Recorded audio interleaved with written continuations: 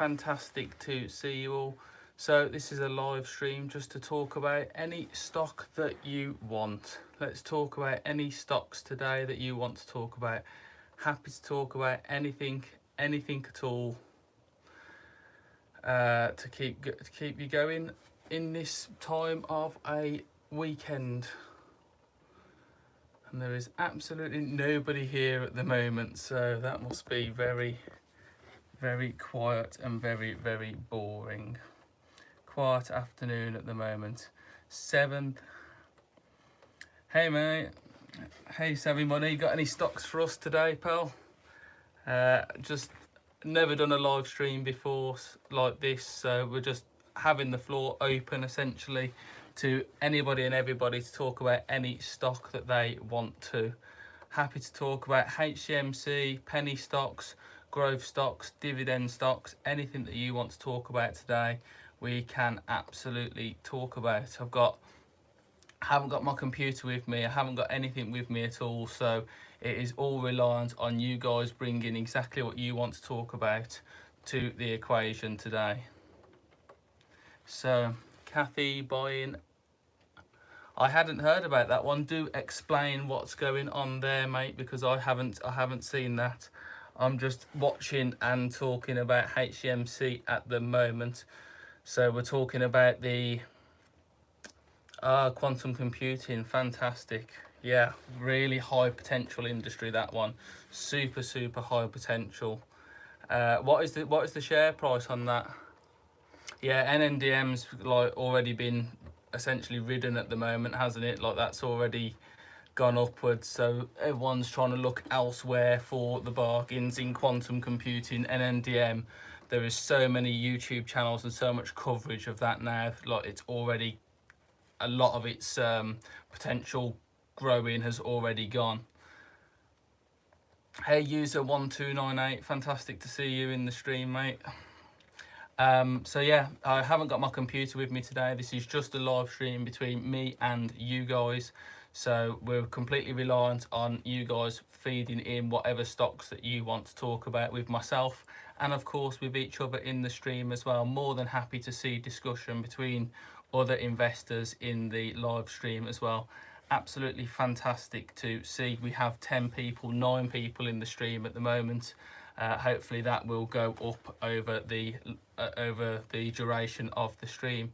So I was going to kick things off with talking about Hcmc, because I know that is a bit of a live topic that people are very interested in at the moment.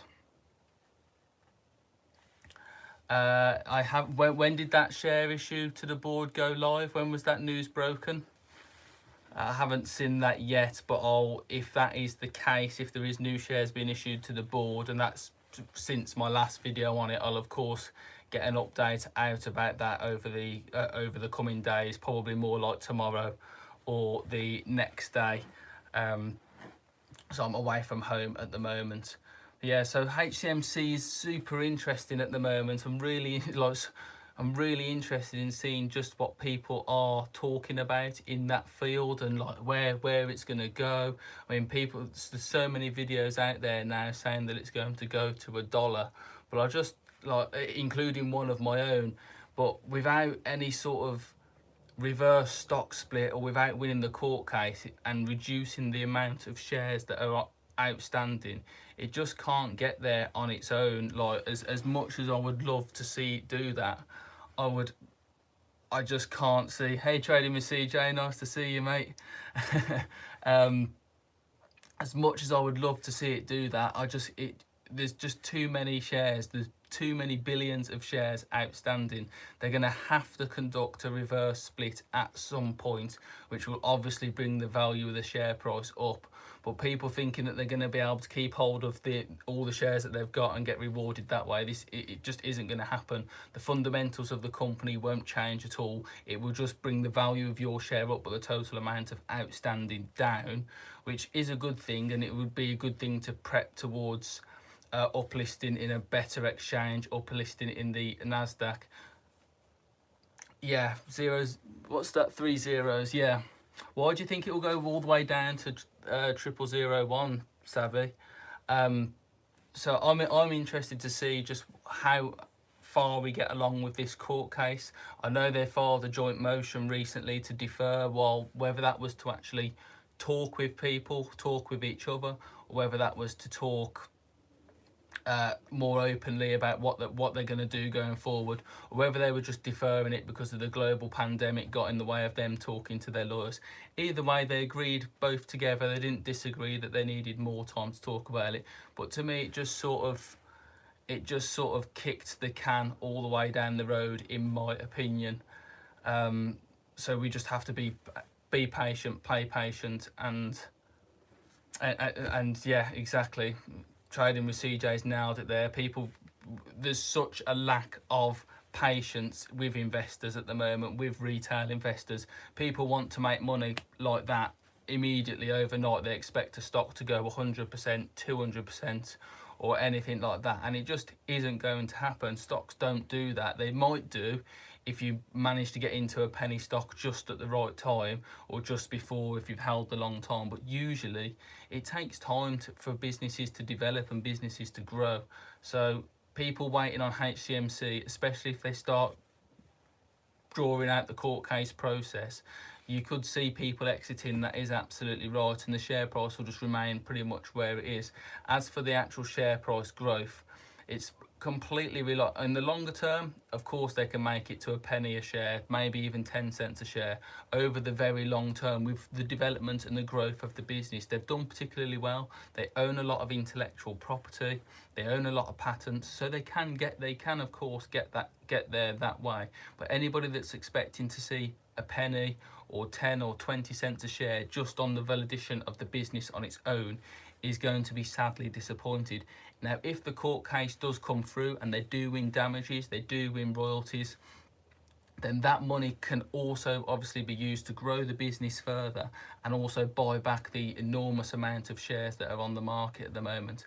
I mean, they can easily afford to do that. If they get anything like $1 billion settlement, which is a figure that has been muted around, then that is more than enough money to bring plenty of shares back in-house and deliver value back to the investor that way. And then of course the other way is, as I've mentioned, a reverse stock split, which will bring the value up by just reducing the amount of shares that are on the market and reducing it that way. As for the comment that I just saw a minute ago with regards to dividend stocks being on my radar, I've actually sort of completed my portfolio at the moment in terms of what I'm aiming to have in my portfolio. So I've got 30 odd positions in companies that I plan on holding for the long term. So I'm not really looking for any new dividend stocks at the moment. I've got the stalwarts that I want, the likes of 3M, AT&T, Shell, Coca-Cola, Pepsi, just reeling these off, Croda, Harmer. Those are the sort of likes, Legal and General.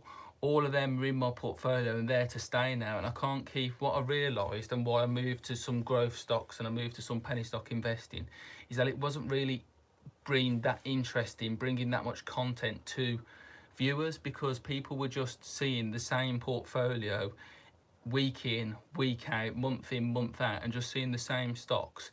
Only I might own an extra share in one, or the share price might be 5% down or 10% up or something like that. And I stopped buying new dividend stocks, and I started considering buying dividend stocks just for the sake of bringing fresh content to the channel.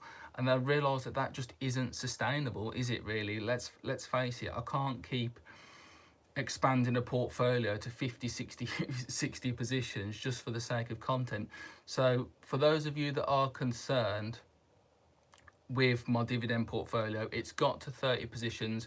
I will do an update sporadically here and there so you can see what's going on. I mean, I'm still 15% down on AT&T at the moment. That's for certain, and I think that will stay. I'm trying to average it down, but it's already one of the biggest positions, but I'm certainly just reinvesting the dividends. My outlook on Holly City that I've just seen, that special acquisition company, I'm really interested in that company actually. It's absolutely great in my opinion. The low cost ability to launch satellites into space relatively cheaply and in like a throwaway mass produced rocket, that is a really good unique selling point. I don't have Verison, no. I put all my eggs with AT&T. Maybe I should have split it up, I don't know, but I went with AT&T purely because of the extra content that they do that they do with HBO Max coming online and that side of things. So I decided to stay with AT&T and their pretty decent sustainable dividend yield.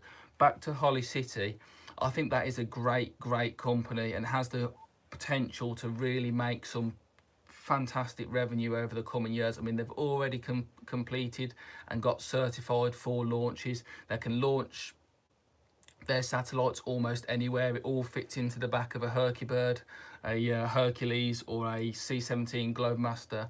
So they can deploy a rocket to fire a satellite off into space anywhere in the world. And I think that is super unique and great for that company, and a really good unique selling point. Essentially, they're offering the delivery service a little bit like SpaceX. I know SpaceX delivers its own satellites to orbit and does a bit of NASA's bidding and other companies bidding, but obviously you can't directly invest in SpaceX. You're more interested in what was that?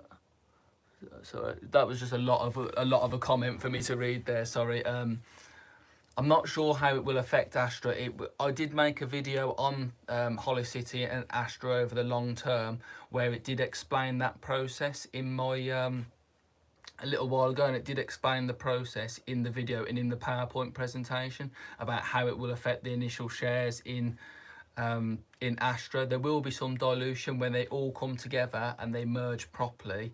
There will be a little bit of dilution because there simply will be extra shares on the market for people to buy. But this company is such a long way away down the path of developing its product and developing its rocket. It is really interesting. I mean, I think I remember that they're going to be starting to boost over $1 billion in revenue in the next couple of years, and the trajectory is going from like one launch a week or one launch a month to one launch a week to one launch a day very quickly. And they've got that because they've streamlined the process of building a rocket. I mean, SpaceX does this particularly well, but they are more about lifting their own Starlink satellites in space, doing the big heavy lifting, especially with the likes of the Falcon rockets, passengers, and then you've got the I can't remember the big one now, the one that's going to Mars, but that's got some serious heavy lift capacity. But the only way to invest in that would be to indirectly through Google, because I believe Google owns shares in SpaceX, and then to invest in Tesla as well. But the likes of that compared to this Holly City is completely different, because they're going to be doing hi Simon, they're going to be doing so more micro satellites. So they're not going to be lifting great big huge things into space, but satellites and satellite technology are getting smaller and smaller, and these technology companies, the satellite companies, are looking for a middleman to get it up there and being able to load all of this launch equipment in the back of an aircraft, take it anywhere in the world that's possible to launch. Really fantastic and quite a unique USB to the company. I own a few shares in Holly City. I've not gone mad. I've got about 5 shares, I think 10 shares, nothing ridiculous, purely because I wanted to monitor the share price and then go in a bit heavier later on down the line. But I am an investor in Holly City, albeit in a small position, but definitely I do like what I see in that company. With regards to Tesla, which I did see in their comment not so long ago, the company is just an absolute juggernaut. I like the fact that it shrunk away recently, and it got a value checked essentially by investors and came down by a good couple of $100. I mean, that presented such a fantastic buying opportunity for people to get back in after their split not so long ago. To be fair, if I could buy a Tesla, I would love to drive a Tesla. I really like what the company's doing, where it's going, what its expansion is. Fantastic to see that it's making a profit these days as well, or just about making a profit, even though they reinvest so much of that money into research and development and building new gigafactories, bringing out new models. I mean, how Tesla isn't going to expand at such a rapid rate, it's impossible. I know that they're overvalued at the moment. I know their PE ratio is off to the moon, but when you look at the products that they're bringing online, the efficiencies that they're bringing, it is absolutely absolutely phenomenal to see at such a fantastic growth rate, and I can see them bringing extra products further down the line as well. So yes, we've got the Model S, we've got the Model 3, the Model Y. All of these are going to be really popular cars. Then we've got the pickup truck, and then we've got the semi. But there's no stopping Tesla building an even smaller car than the Model 3, maybe even considering a van, taking it to the likes of CIG and the likes of Workhorse, and building a van, a stylish van that way, and then looking at mopeds, electric bikes. They could seriously just dominate. They already dominate the world of electronic vehicles, but they could overarch and expand into so many. I mean, not many people would have called them doing a truck not so long ago, and now yet that truck is looking absolutely fantastic. Now, talking about NIO, I do like NIO as well. I'm invested in NIO, and I'm invested in XPeng as well. All fantastic EV companies. They have their own sort of quirk side of things. I like that Tesla's essentially going to dominate the world, but I think NIO and XPeng are going to do great in China. NIO is a good swing trade, but I do believe that it's got some good fundamentals to it as well, just buying and holding. One of my regrets is that I did own a couple of NIO shares at about the $10 mark. I made myself a nice 100% thinking that it would come back down, so I sold out, and then the share price continued to rise. But that's just investing for you. I made a 100% return, so I've got nothing to moan about at all there. XPeng I like as well. They're doing their own thing. They're crashing their way towards significant revenue. China has got a massive market for EV vehicles, and there is such a big space for the likes of Tesla, for the likes of XPeng and NIO. There is easily enough space for all of them to operate in the market effectively and make a decent amount of money doing so. One thing I'm going to flip out to you guys is, what do you think of Hyliion? Now, this company has been massively beaten up at the moment. I mean, its share price went down to like $12 at one stage, which isn't that much more than when it first launched the SPAC process not so long ago. Now, Hyliion to me is one of the big answers to the trucking high carbon solution. I mean, I've been following them since day dot, basically. I've been invested in them since day dot.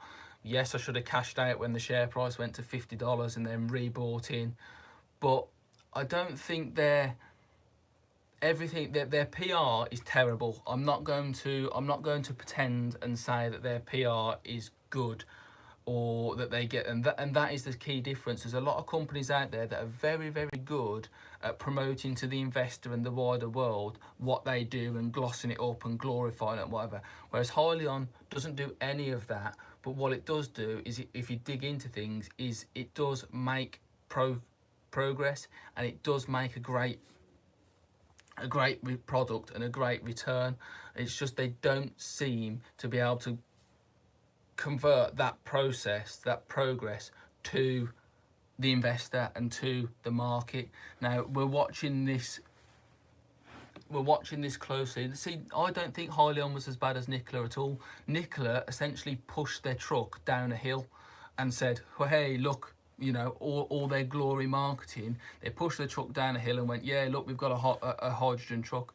Whereas Hyliion's trucks are on the road, under testing, being used and being rated by the fleets, and this is what I'm waiting for. They've got fantastic batteries. They've got a way to harness renewable natural gas, which, by the way, that infrastructure already exists massively in the United States. There is no capacity at the moment to charge electronic trucks. So Tesla is going to produce all these electronic trucks. There's nowhere to charge them. Nikola are going to produce hydrogen-powered trucks. There's no infrastructure for that yet either, or very little. Now, if you Google and look at renewable natural gas infrastructure over the United States, it already exists. So Hyliion already has a massive leg up in that respect, because they can leverage an infrastructure that already exists. And then if you look in the investing presentations and the updates, they have an answer to potentially go all electric if they need to, or they can add in a hydrogen battery cell as well. They're developing all of these processes concurrently with the renewable natural gas side of things and the battery charging side of things. That new battery that they got from Toshiba, which can recharge in 10 minutes while the truck driver's grabbing a coffee, means that the truck is out on the road far more than it would be if you're in a Tesla truck and you ran out of juice. You're going to have to wait 40 minutes for it to recharge. Same with, and that's if the infrastructure is in place to actually recharge it. The same with hydrogen. Now, don't get me wrong, electronic trucking has its place. Hydrogen trucking has its place. Invested in Tesla, not invested in Nikola at the moment, because frankly I can't forgive them for the joke that happened, and I would rather put extra money into Tesla and into Hyliion than I would into Nikola at the moment. But that's by the by. For me, the key thing with Hyliion is the infrastructure being in place. As soon as they start getting their house in order and they start getting fleets on board and they start publicly announcing things, I think the share price will go, and it will go very quickly when this happens. Now, it's ticked along and done nothing but be between about $15 and $20 for ages, and it went up from $15 to $20 when they announced that they had a great new battery cell, and the price flew. What happens when they start announcing that they're working with, what happens when they announce that they're starting to work with these fleets that are out there, these big logistical companies, these truck manufacturers? What happens when they start announcing that they're going to be fitting their product into thousands of electronic trucks? That to me suggests that the share price could initially be like exactly like it is now, hovering around 20, and then all of a sudden some really good quick PR, and it doubles easily doubles. And that to me is what makes me think that it's worth holding on to at the moment. Now, a lot of people will disagree with me. Hyliion has been massively beaten up, and does, to be fair, because of the lack of PR, they have every right to do that essentially. I'm a long-term holder in it. I've made a little bit of a loss at the moment, so I'm a bit of a bag holder as well. Funny you should mention about the VJack, Ali. I've been in that for a very long time as well. I bought into VJack at about $10 a share, I think. $10.5 a share, and I watched it go all the way up to like $18, nearly made 100%, and then it crashed all the way back down. See, I thought, like literally every other investor out there, that it would go with an EV company. I thought the VJack SPAC, Richard Branson, would jump on board with either an EV company of some sort, a renewable energy company, or potentially maybe reverse invest it into like the likes of Virgin Orbit or what was the other one, sorry, Hyperloop. So I thought it was definitely going to end up all that cash being reinvested into that. And then he came out and went, yeah, we're going with 23andMe, which is the DNA company. Fascinating company when I actually dug into it. Really interesting. One thing of concern is that its revenue has been decreasing for the last 2 years. Now, I don't think the global pandemic has helped last year for certain, and the year before that it was just people just lost a little bit of interest in doing their DNA and like swabbing their saliva, pulling it in for analysis. But it's absolutely fascinating when you dig into it, the sort of information that the company can provide you about your DNA by you just sending them a sample is brilliant. They can tell you if you've got any hereditary conditions you should worry about, lifestyle, diet, and then all of the information that they collect from you can volunteer to have that information go forth into scientific studies. Now, by doing that, 23andMe owns all that information about you, at least with your permission. They own all that information about you, and that is super valuable information to pharmaceutical companies all over the world. And guess who's going to be able to monetize and sell that information? You guessed it, 23andMe. So it's very interesting. This is a very mature company that is taking the investment. Usually SPACs, they're in startups most of the time. There's a few out there like IPOE, I think it is, that's going into Sofi. I'm very interested in that company as well. I think Sofi is an absolute fantastic company, and I can't wait to get hold of more shares in IPOE. I noticed that SPACs have been shorted at the moment, but we're waiting for Bill Ackman's SPAC as well. His PH SH or one PTSH or whatever it is. I'm a big shareholder in that as well. So we're all waiting for big news around these SPACs, because it is very interesting what they come out with. And though I was a bit annoyed initially with Richard Branson and VJack, I can see the genomics side of things and it bringing really good value. They just need to turn around that decrease in revenue and start monetizing all that scientific information that they essentially own and can monetize from people.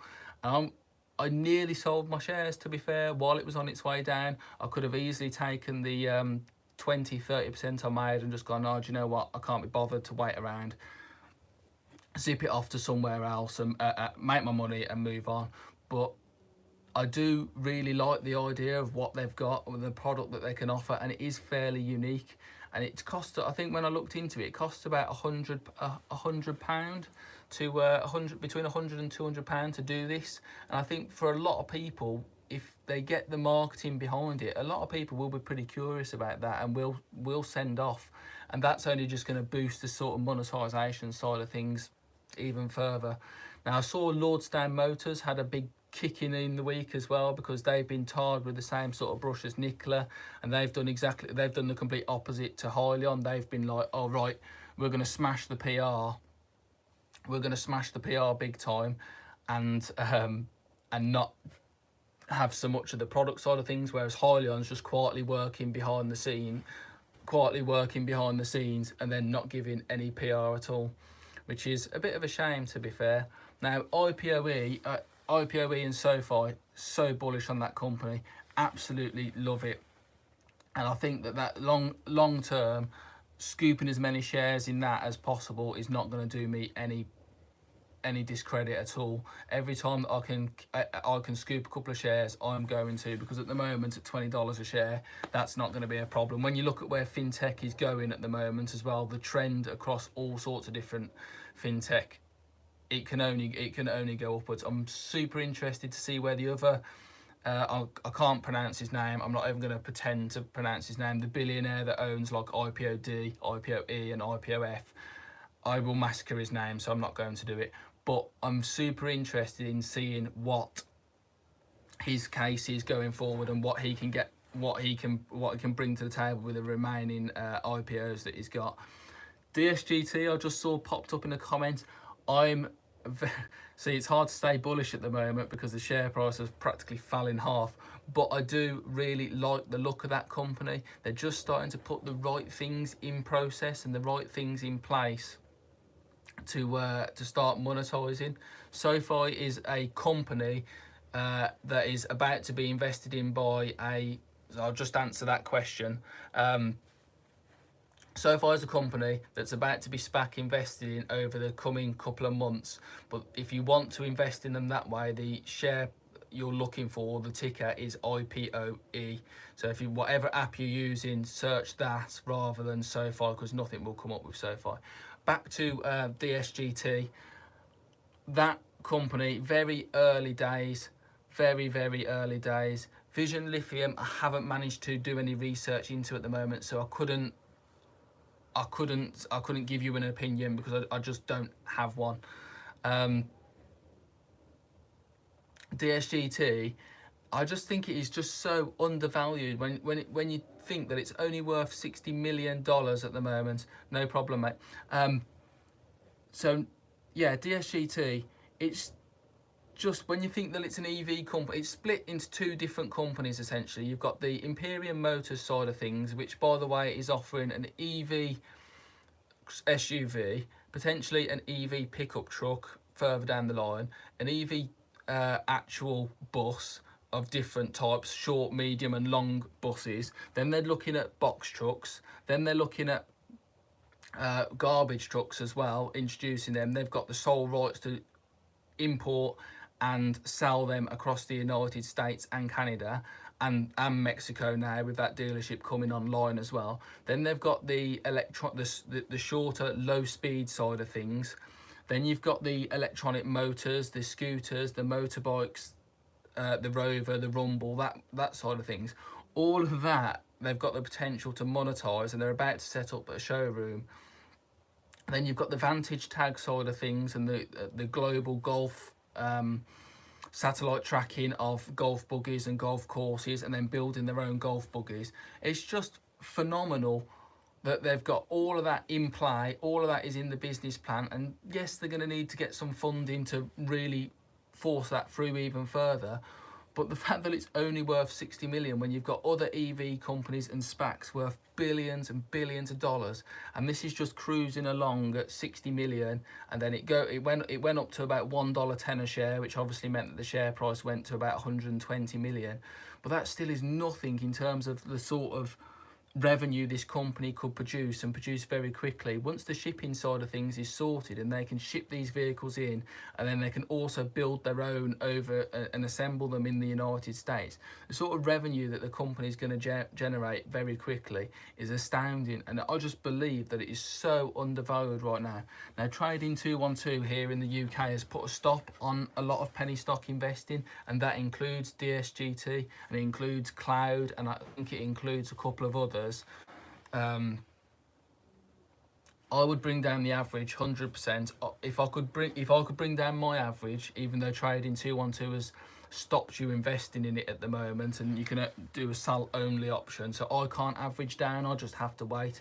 But I've got no intention of selling, and if I buy more I would at the moment. Got no intention of selling DSGT at all, because I'm just happy to see where this company is going to go when that showroom opens, when they start taking proper orders, proper deposits off people, and we can really gauge the interest.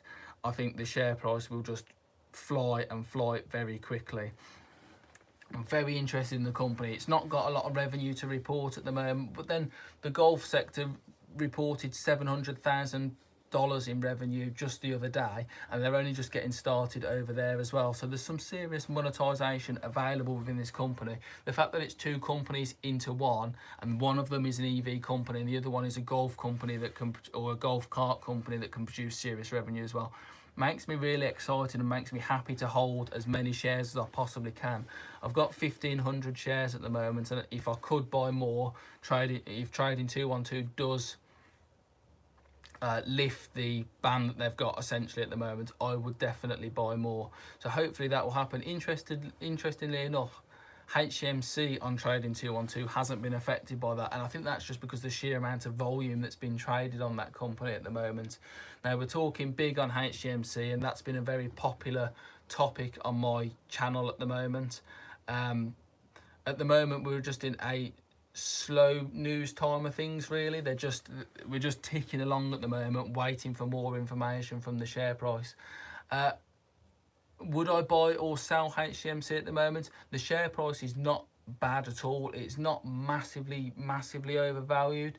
If you managed to catch the dip when it went down to 0009 the other week, that would have been absolutely fantastic to buy in at, and that was a great opportunity. At the moment it's up, but it's not massively up, and when you get court case news, and it in terms of royalties, in terms of where the plan is going forwards, or if there was a potential acquisition or anything like that, the share price will run, and it's got a lot of legs in it to go. Whether you're not going to see $1, so just put that out your head straight away. I did make a video on that. You could see $1 if they reverse split all the way down to a more manageable share price, but that wouldn't give you the sort of return that you want to get to. I mean, if it made it to $1, you're talking about thousands of percent return. If they reverse split and then did buybacks, you wouldn't get that sort of thousands of percent, because the reverse split would take that sort of away from that return away from you. However, the company is pretty sound. It's got legitimate products, it's got legitimate intellectual property, it's got concrete hard stores as well, vaping stores.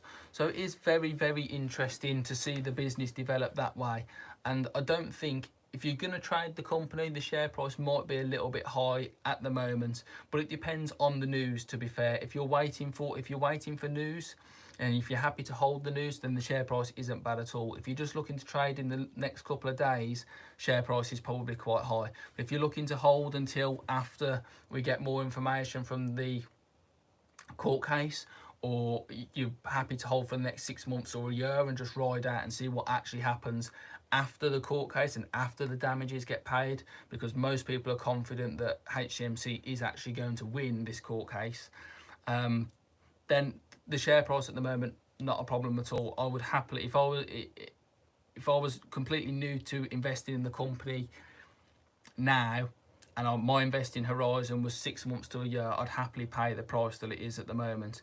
Would I like it to be lower? Of course you would, but the market price is the market price. I can't see anything that would massively force the price down at the moment, unless a catalyst came out through one of their announcements, and unless there was another market dip or a market correction. I can't see anything that would force it down too much lower. However, we have seen significant price action and price movement in this company over the last few weeks or so, and in the whole market, and in penny stocks in particular. They are very volatile, and your investment can go 40% up or 40% down. Yeah, it could go 40% up or 40% down very, very quickly, as we all know with penny stocks. So my price point at the moment is you're not going to see too much movement, I don't think. So I think we're at about 00018 or 0018, something like that at the moment. I don't think it will get past 003, because there's just nothing happening at the moment until we get extra news. Now, on the day that there is news, or there's murmurings, or there's insider trading or anything like that, then that will cause significant movement. But at the moment, I can't see more than 10 or 20% either way, because there's just nothing going on. It is a bit of a quiet patch, and we're just sitting waiting for news, and that's been a really difficult thing for me on the channel. I know a lot of people want Hcmc news, and there's a big craving for it, but if there is literally nothing going on, I'm not going to just wildly speculate and bring out rubbish information just for the sake of bringing out information that probably is already known, or for the sake of getting views. That's not how I like to run things on this channel. That's not how I want to do things. I will make Hcmc videos as and when I can, when I believe that there is legitimate information that I need to bring to you guys. I'm not going to be one of these channels that I have seen where it like punches a Hcmc video every single day because they know that it's going to get views on the topic. I very much want to stick to being able to talk about other stocks. I do want to be able to talk about growth stocks. I do want to be able to talk about penny stocks, and of course that sorry, can't get my tongue my speaking right. That does include Hcmc, of course it does, but I don't want my channel to become a single topic channel. The same as the dividend investing side of things. As I've already mentioned to you guys, I am still a dividend investor. It doesn't get talked about on the channel so much because my portfolio is very much built now, and I'm just adding to the same stocks over and over again. But I will bring out updates as soon as I can, because, or as on a regular basis, should I say. I'll definitely try and keep you up to date, but they certainly don't need to be weekly or monthly, because nothing fundamentally changes too much on them. Now, another stock I wanted to talk to you about today, guys, is Palantir. How does everybody feel about Palantir? Because I think it is a fantastic company, and I agree. I'm going to say I agree with Kathy Rudd rather than Kathy Wood agreeing with me, because she's the phenomenal investor. I'm just a retail investor trying my luck essentially. But every time I look at this company, every time I dig into their fundamentals, every time I dig into their investing presentations, their SEC filings, I think it's absolutely fantastic. They've got so many contracts coming into place. They're generating revenue. They're getting revenue from all the right reoccurring sources as well. So you've got the likes of the NHS on there, the US Air Force, military contracts that are just going to get renewed and renewed and renewed, because this company is providing a phenomenal product. I'm just very, very bullish about this company. I'm just happy to scoop up shares. Anything near the $20 region, I'm more than happy to just keep scooping shares in this company, because it just offers a unique product that I've looked in many different places now that not many companies provide the same sort of product, but if they do, they've already got tremendous value added to them. Now, I know Palantir has got a quite high share price at the moment, but any of its competitors have got the same, if not higher, price earnings ratio, or then it's not their complete focus of what they do. They just do it as a side on sort of thing. Sorry, I'll remove my hands from the screen because they keep hovering up. So I think that company is absolutely fantastic, and I'm literally happy to just drip invest into them over the coming months and the coming years, essentially, because I really do think that the share price will go north of $100 eventually, easily. Now, another one I wanted to talk to you about today, guys, is how do we feel about Airbnb? They were ticking along fantastically before the last year. Their compound annual growth rate was about 30 to 40% year on year, and yes, they weren't absolutely generating significant amounts of... Yes, you're right, Simon does invest in... Sorry, I can only refer to you by your channel name. I did see murmurings of that as well, and that being the case, then guess what? That opens a massive revenue stream for Palantir going forward. Just another feather in their cap, essentially, and another reoccurring revenue stream. Back to Airbnb, I mean, the company was doing fantastically well. It's a disruptor to every single hotel chain and online holiday agent in the world, no question about it. The likes of TUI, the likes of Expedia, anything like that should be... These companies should be super worried about Airbnb. It's so intuitive. Their app is absolutely fantastic, and you can just very quickly, very easily get some of the best places in the world very cheaply without paying absolutely shed tons of money. Now, I really like it, and I was watching it beforehand. It IPO'd and the value went through the roof. I was a bit saddened about that. I was hoping to get in at near the $100 mark, really. I knew it would go up because all IPOs tend to initially, and I expected about the $100 region, and I thought that's when I could get in, and then it IPO'd and it went straight up to $150, and I was like, yeah, no problem at all. I'll just sit and wait. I'll play patient, and the price will come back down. I waited months, and has it came back down? No. It dipped to about, in the middle of this last correction slash crash, whatever you want to call it, it dipped to about what, 160, I think, maybe 150, and then since then it's been back up at 180, 190.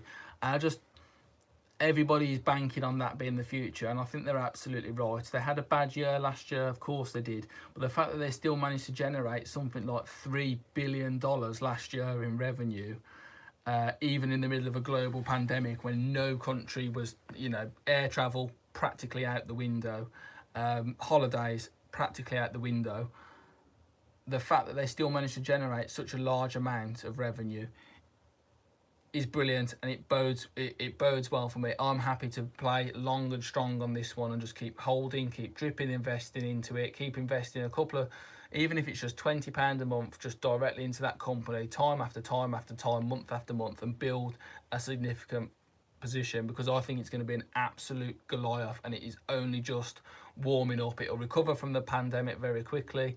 There's pent-up demand to go on holiday, go to nice places, so they're going to benefit from that. So you saw their lovely little chart of compound annual growth being at about 30 to 40% a year.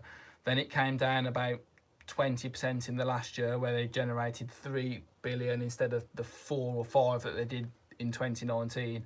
And then I think this next year, once the restrictions are completely lifted, it'll double that again, and then the next year it'll be the same and the same and the same, and they'll start smashing the profit margins as well, and then we'll see some significant growth. I mean, we can easily see these tech companies, they have high valuations, we know that, but it can easily go to $400, $500, $600 a share. It is expensive. You are absolutely right, Simon. 100%, very, very expensive. Buying even at the price that it dipped to in the crash, that was still expensive. And I think everybody just has placed a lot of value on its future, which is of course what happens with tech companies anyway. But people are just banking on the fact that there's so much pent-up demand in the travel sector. There's so many people just looking on the long term, 5-10 years ahead, that they're just happy to wait and see, throw their money in now, because they know that as long as the company continues on its current trajectory, which all signs are it will. It's just taken a little bit of a blip due to being a massive detractor due to the global pandemic. They're just going to bank on it going to, and the share price going to $500 a share, or even more than that. I mean, we've seen some, if they don't dilute any more and they don't need to do any capital raises, then the share price can just continue to massively grow. And yes, the PE ratio will always outstrip it. It's massively overvalued, of course it is, but I think that will just always continue, and it'll just be, it's a case of you get on board the train and you ride it and you make your money along the way, or you just leave it alone and don't bother. I am an investor in Nvidia as well. I will put that out there. I do have it's in my trading 212 pie. Again, overvalued probably because of the tech side of things, but generates a huge amount of revenue, got all sorts of products to leverage further growth, further revenue, further profit. It is a good, solid company. It's been around for quite a while now. I really like investing in it because I know that my money is, I won't say risk-free and I won't say safe, but I know that over the longer term it's just going to continue growing. And I just really enjoy the fact that there's certain companies out there, especially in these tech sectors like Airbnb, you could almost just put your money in, sit back, and yeah, the share price is going to do a bit of this and that, but you know, over the long term you're going to continue to see growth, and that is a fantastic sort of way to look at your portfolio. Now, for those of you that aren't familiar, I have a growth portfolio and I have a dividend portfolio, and then I have a Bitcoin mining section of my portfolio, and then I have a penny stock section of my growth portfolio as well. I did talk about Hcmc already, Skydiver, but I can potentially speak up with you or catch you up if you want to. Just throw your question in the live chat and I'll see what I can talk about. But yeah, I have two different portfolios, but my growth portfolio is broken into solid growth stocks like I've talked about, Palantir, Airbnb, the usual suspects, the Facebook, Microsoft, Apple, Tesla side of things, Neo, all of them are in there. And then I've got a penny stock side of things in which I have the likes of DSGT, Cloud, who else have I got? Hcmc, Gevo, once upon a time was a penny stock, not anymore. Was considering adding Alpine Technologies to it, but that sort of went to the moon and I sort of missed the bus on that one, but I do follow it closely. And then I've got my Bitcoin miners, so I've got the likes of Argo here in the UK, the blockchain ETF that's out there, Riot, the name escapes me, yeah, the name escapes me, but I've got essentially on trading 212, it's a Bitcoin pie. There's 5 sectors to it: MJT, Argo, Riot, the ETF, and then another one. And that's got me 100% return at the moment, 120%. I wish I'd funded it with more than £150 or something, but I do and I'm going to keep dripping into it because Bitcoin's gone metastatic at the moment. I wasn't planning on mentioning Bitcoin too much today, but I've had no choice really, because you just can't ignore the fact that the growth rate that it's on. So I've invested in Bitcoin mining companies on the one side, and then I'm starting to invest in Bitcoin itself in another app because I just can't ignore it anymore. And I've got, as an investor and as a financial, or as I view myself, a financially savvy person, I can't ignore it, and I've got to sort of invest in it that way. And then on the other side of things, I've got my dividend portfolio, my dividend growth portfolio, that has again got the usual suspects that you'd expect over there, the likes of AbbVie, Shell, GSK, AT&T, 3M, Coca-Cola, all of those guys, all over there. And I like to keep the two completely separate from each other because I like to have the one building me growing revenue, growing income. And yeah, it's nice to see a bit of share price growth and a bit of capital growth. But then on the other side, I've got the normal growth side of things where I'd expect about 20-30% a year. Then I've got the Bitcoin mining side of things, which, let's face it, that could go to the moon or it could come crashing down, and it does both very, very quickly. But I'm happy to just sort of dollar cost into that. And then I've got a few of my penny stocks that sit in the other side of things, like DSGT, very, very bullish on them. We've spoken about them already. Hcmc, very interested in them as well. Can they do thousands of percent? Not so sure. Without extra help, we've spoken about that in terms of the buybacks and in terms of the reverse split. And then I've got the likes of Kraken Robotics in there. They're a military tech company that deals in data analytics, fitting sonar, using ROVs to survey the hulls of ships and to survey the floor of harbour. It's not a Bitcoin ETF, it's a blockchain ETF, Simon.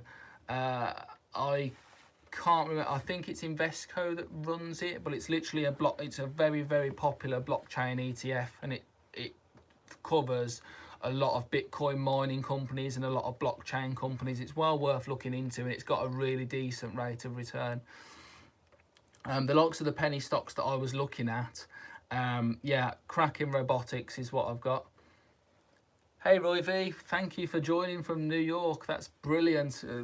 Really great to be so globally in touch with people. Yeah, Kraken Robotics is predict HCMC's. I don't think it's going to move that much unless there's any significant news for HCMC. I really don't think. I mean, it's so difficult to predict a stock that's not even worth a penny. It's so volatile. The volume is there for it to just barcode like it has been, where it'll go up 20% and down 20% all in the same day.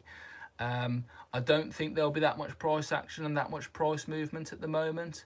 But again, I could easily be wrong. I'm just a retail investor like you guys. I do a lot of research, but if any news comes out from HCMC or Philip Morris, or there's news from the court case or anything like that, then again, I could easily be wrong and the share price could fly. I don't expect to see that much movement this week. I really don't. Hand on heart, that is my opinion.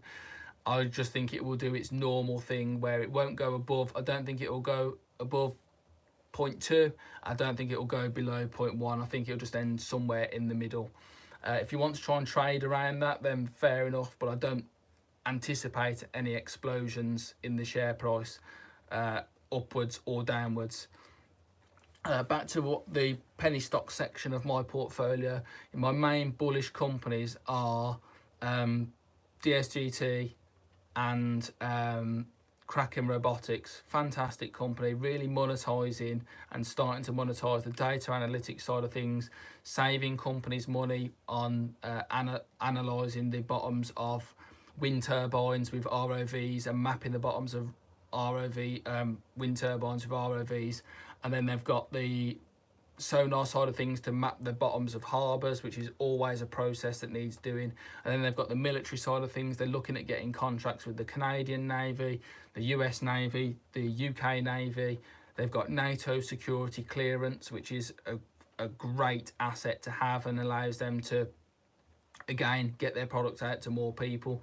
And there's a very strong possibility that this company, Kraken Robotics, could easily end up being acquired by a much bigger defence player. So the likes of BAE Systems, Lockheed Martin, Boeing. I mean, I saw Boeing the other day were building their own autonomous submarine. Now, who'd have thought that an airplane manufacturer or a jet manufacturer in the military sense would foray into building autonomous underwater vehicles? But hey, they're doing that. So there is a distinct possibility that that could happen to Kraken Robotics, and if that does, the share price will absolutely explode, guys. Make no doubt about it. Kraken Robotics is well worth looking into. They're expanding a little bit at the moment. They've got some contracts in place. They're chasing down approximately $100 million of contracts at the moment, I think. Again, if they start winning those contracts, share price explosion coming. They've got about $300 million worth of contracts that they're chasing down over the medium term as well. Again, they start landing them, big things are coming. If they get acquired, big things are coming.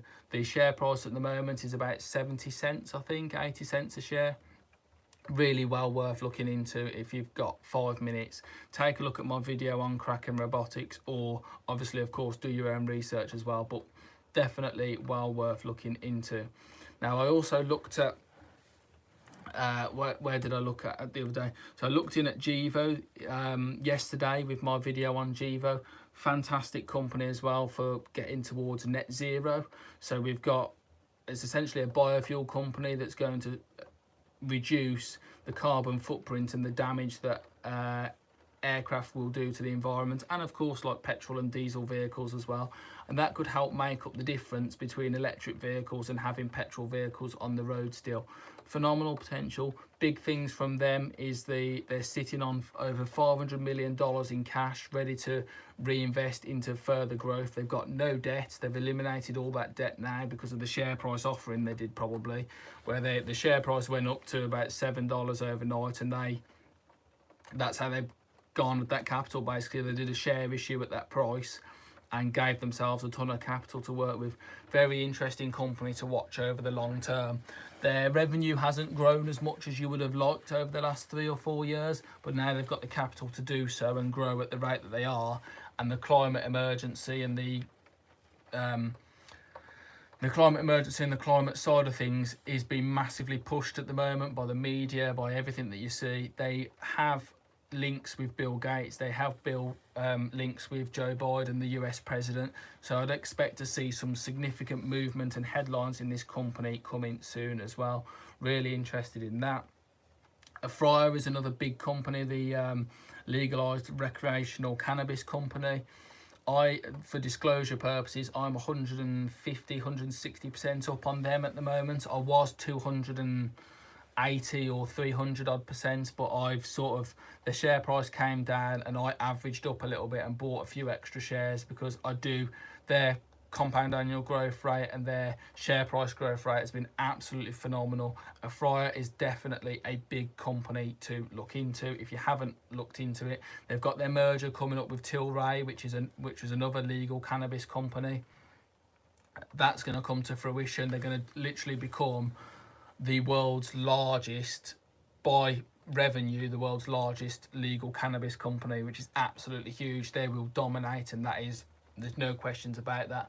And that leads me on to talking about Hitif. So Hitif is another recreational cannabis company. That is a penny stock at the moment. The share price is about 70 cents a share. Got lots of potential. Snoop Dogg's been one of their brand ambassadors. They've got a lot of celebrity ambassadors. They do really well for revenue. They're one of the largest suppliers in Canada. They're looking towards the United States and the legalization of cannabis over in the United States with envious eyes. So that's coming. And Fryer, which is how I found Hitif, High Tide Cannabis Company is the actual name of them. How I found them is I found that Fryer had invested about $5 million in Hitif. So they own a significant share, or at least have rights to some of the Hitif products, and they've got some really good stores coming online. So it's really, really good sector to look at, that is. And if I could recommend that you look into any of these companies at the moment, definitely look at Hitif, definitely look at Fryer. Now, rocket companies, I saw that they rocketed, pardon the pun, not so long ago. They did that a few months ago as well. They literally flew up and then they came back down and they simmered along a bit and then they went off again to the moon. Now, interestingly, there's another SPAC that uses rocket companies as a competitor, and I can't remember who it is now. I think it's the bank of, is it ATAC or is it ATOC? There's a company out there that uses rocket companies as a competitor brand to them, and that is massively undervalued at the moment. I think it's something like it's not Bank of America. It's that's going to really annoy me. It's going to really annoy me. I can't remember it. I am sorry about that, guys. But yeah, rocket company is super interested. I haven't done a lot of research on them, so I can't give a massive opinion because I wouldn't want to steer anybody wrong by giving a wrong opinion. I just simply haven't looked that much into rocket companies. I am sorry about that. Hcmc is a big one. That's at everybody's.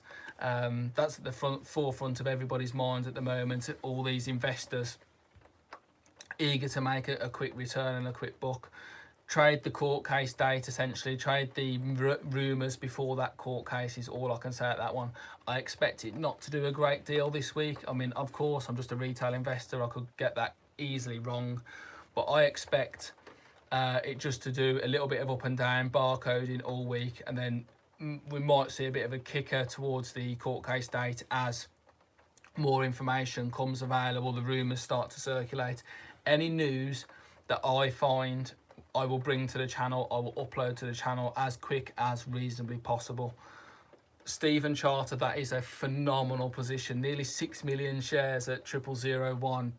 Hats off to you, mate. That's a fantastic shout. Spell the name of the cannabis company. So I mentioned Afroya. So that the cannabis company, the larger cannabis company, is, the ticker is APHA, or it's spelt APHRIA. If you're looking for what it invested in, the penny stock, the penny cannabis company that Snoop Dogg's endorsed, that is HITIF. The ticker is HITIF, and the company is High Tide Cannabis. Both fantastic companies. There's probably more growth to be had out of HITIF, because you could get you could get 5 to 10 bags out of that. Essentially, you could easily 10 times your investment on them. Afroya is already a very, very well established legalized cannabis company at the moment. I'm already 150% up on them, so I'm staying with them at the moment. And I'm holding them long and strong. I keep meaning to open up a position in HITIF. I follow them very closely because I do love the company. When I had spare money, I went for Afroya rather than HITIF, but that's no disrespect for HITIF. Do not get me wrong. HITIF is still a fantastic company and a penny stock to be had as well. And there is probably slightly better return on your money there. So that is where I'm going to be potentially looking for my next play and my next deposit. So that's pretty much what I've got today, guys. What else did I want to say? We spoke about Hyliion, spoke about NIO, spoke about Tesla. Hyliion is a fantastic company. I mean, come at me if like their PR absolutely terrible, but the fact that they've got the renewable gas infrastructure in the United States already gives them a massive advantage. If anybody's got any arguments to the contrary, happy to hear them, happy to air them, because I generally am very bullish on that company. I am slightly down on them at the moment, I will admit, with their drop to $12 or whatever it was at the moment. My average share price is about 18, I think, something like that. So I'm happy to bag hold because I know that they're going to do better, and I know that they're coming. My take on VJack, I just saw that we did cover that in the stream earlier, but I will just quickly say I had the opportunity to sell that SPAC off at about a 60% gain, I think, when it went to $18 a share or $16 a share, but I decided against it. I, like everybody else, expected it to be for them to merge with an EV company. I fully expected Richard Branson to jump aboard with some sort of EV car manufacturer or a vision over in China, and then that didn't happen. And then my second guess, or my second educated guess, would have been that it would have gone with Virgin Hyperloop or Virgin Orbit. That didn't happen. So when we ended up with 23andMe, I was a little bit annoyed at first. I won't lie about it. I was a little bit annoyed, but then I found that what they actually did, all the genomic information that they get from people, it's a mature company. It develops like a lot of revenue already. So I was very impressed with that side of things. The areas of concern were that the last 2 years of revenue, it has declined. So hopefully this capital that comes from Richard Branson's SPAC will help turn that around and change that, which is what I'm going to hopefully capitalise off. I've remained in the company, so I've still got all my shares in VJack, and I hope that 23andMe and when the de-SPACing process is complete, I think that there's a lot of potential there. Genomics, really big sector right now. That's another thing that needs to be mentioned, is the fact that 23andMe, with all of this information that they get from your DNA, Great for customers because you can find out if you've got any conditions that are hereditary, health problems, if you should improve your diet, how you should improve your lifestyle. Super important stuff. Now, they own, with your permission, if you partake in the product, they own that information and they can monetize that and sell it to pharmaceutical companies to help develop more medical products. Now, there's a lot of money in that. There's a lot of money in medical information. So if 23andMe can still bring millions of people on board, and they've got millions of people's biological genomic data, and they can monetize that and sell to big pharmaceutical companies, and that is a significant revenue stream for this company that is as yet untapped. I would be very interested to see where this company is at in a couple of years when they've had all this capital from the SPAC. I wouldn't be surprised. I mean, I know people say Cathy Wood's doing this, Cathy Wood's doing that, but the ARK funds are very interested in genomic stocks, and this is one of those companies where I wouldn't be surprised if the news came out in 3 days' time that ARK Invest and Cathy Wood had gone into the VJAC SPAC to get in early. Wouldn't surprise me at all. There's a lot of potential in this company and a huge amount of actual revenue. The company is real, it's legit, it already turns over hundreds of millions of dollars, and that is rare for a SPAC company. Most SPACs are like just getting off the ground, or they're using the money like a Hyliion to start developing their product in the very first instance. So to see that money going to a company that's already very well established is very interesting. So it's a very interesting play, and I completely did not expect it at all from Richard Branson. Bill Ackman's another one that I'm waiting to see. His Pershing Square SPAC, one of the biggest SPACs there has ever been. I'm a big investor in that. I've got quite a few shares in that. I'm really excited to see where that goes. And then the IPOs from we've already covered this, but his name is an absolute nightmare to say. I'm really sorry, I don't want to massacre it. But the IPO D, IPO E, IPO F, really excited to see where those companies go. Now, we know that one is with Sofi.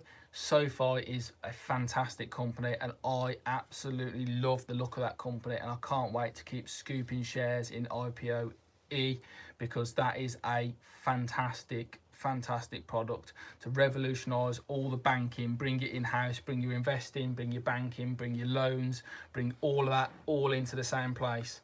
Absolutely huge, and I really like the look of that going forward. Right guys, it's been 67 minutes, nearly an hour and 10 minutes. I think we're well and truly covered in my portfolio and covered in stocks. I wish I could stay live longer, but I think you're probably bored of my dulcet tones, and I need to go and get a cup of tea because I love talking about stocks, but I think it's time to wrap up for the day. Absolutely fantastic. If you could smash the like button on this stream, or if you fancy looking through any of the videos on my channel, please do so, and perhaps even drop a like on them. That'd be absolutely amazing. Been an absolute pleasure to be in a live stream with you today, guys.